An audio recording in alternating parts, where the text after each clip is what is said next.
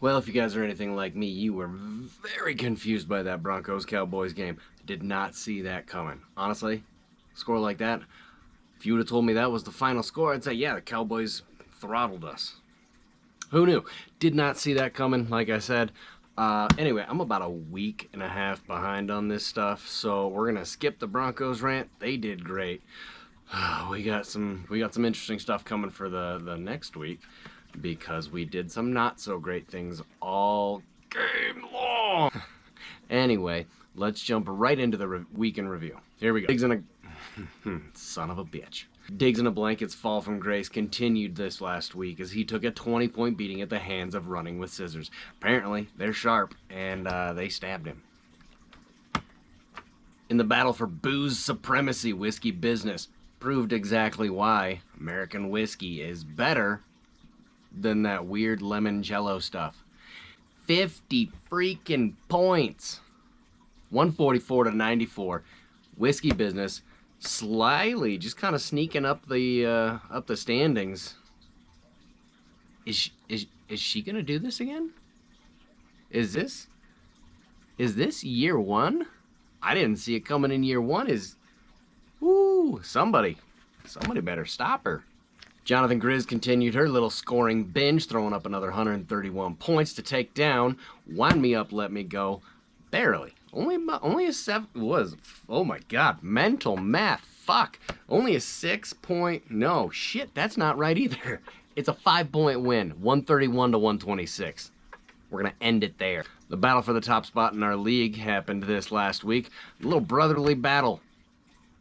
Chain Links, California Salt Dogs. It ended up being the lowest scoring game of the week, which is a little disappointing. Chain Links comes out on top, continuing to command the number one spot as we get closer and closer to our playoffs. Rolling with my homies forgot that our games started at 11 o'clock, didn't show up till about 1 o'clock, and neither did half her team.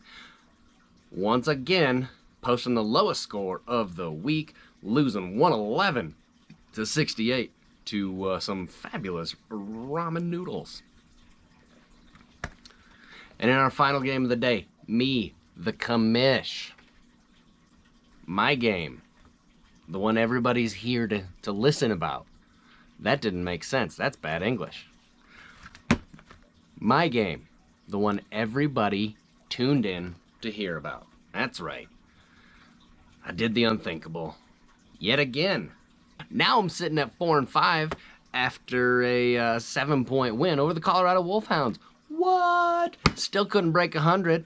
Losing running backs for this coming week, but yeah, we'll see how that goes. Anyway, take a quick look at the standings right here. Here we go. Chain Link still up top, 7-2. California Salt Dogs right behind him after suffering that loss. Wind Me Up, Let Me Go, technically in third place.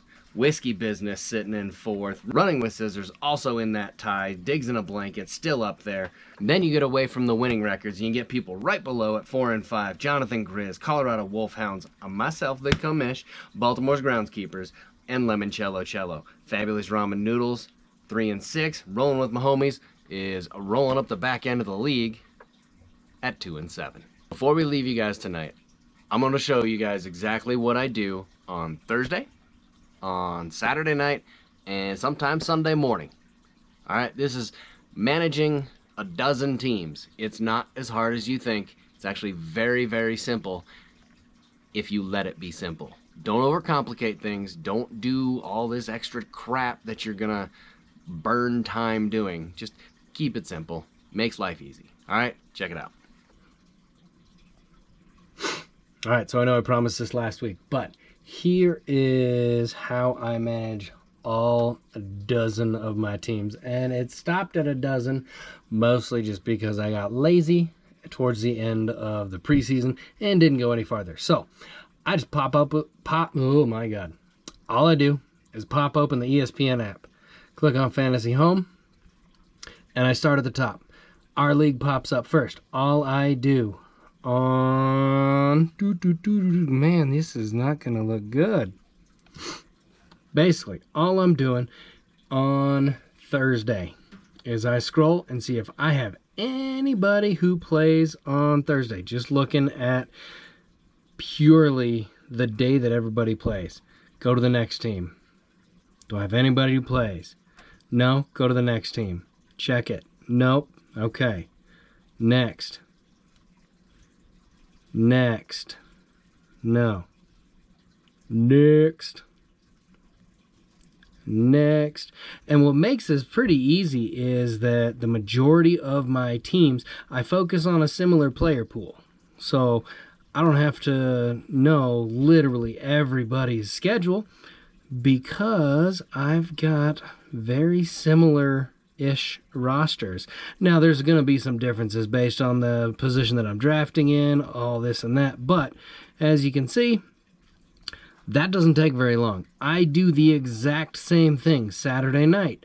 And again, it's just looking for people who are like DeAndre Hopkins here, Kyler Murray. This past week, they were both listed as questionable. I didn't like the reports. I moved them out of my lineup. Sunday, they got moved to out. Again, it's either Saturday late night or Sunday. I will literally just do the exact same thing. I don't care who I am playing. I don't care the roster that I'm going up against. It does not matter. I am not going to make a roster change based on your players.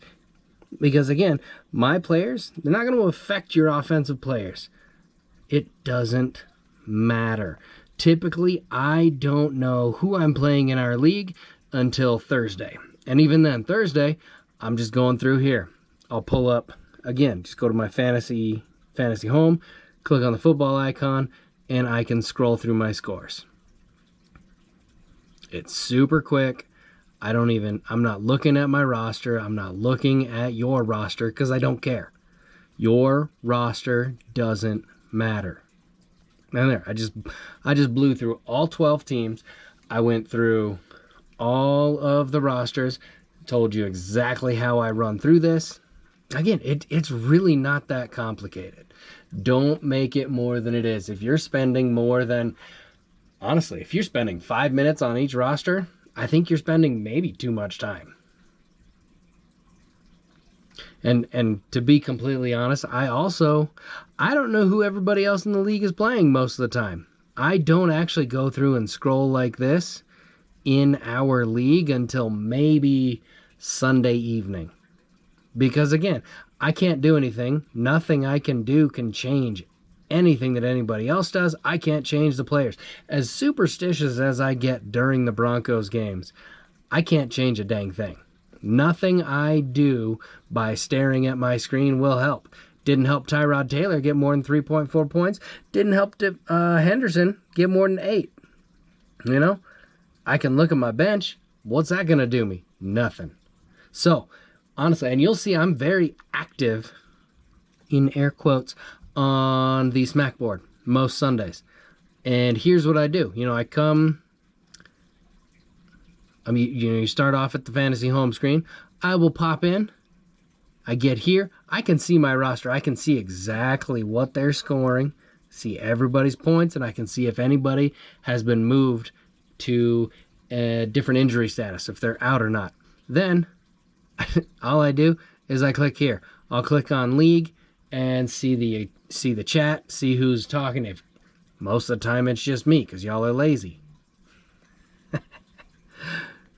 But honestly, that's all I do. Sunday, if you'll see me on here a bunch, all I'm doing is just going into the chat. Again, I'm not looking at the scores because I can't change anything. And it's not going to do me any good to sit there and worry and say, oh no, is this person going to play? Is this person going to score a bunch of points? I need to root against this guy. Doesn't matter. It's not going to change anything. Anyway, that's all I got. That is how I manage all 12 teams. If you have any questions, shoot me a text. Let me know in the comments. I got a lot of answers.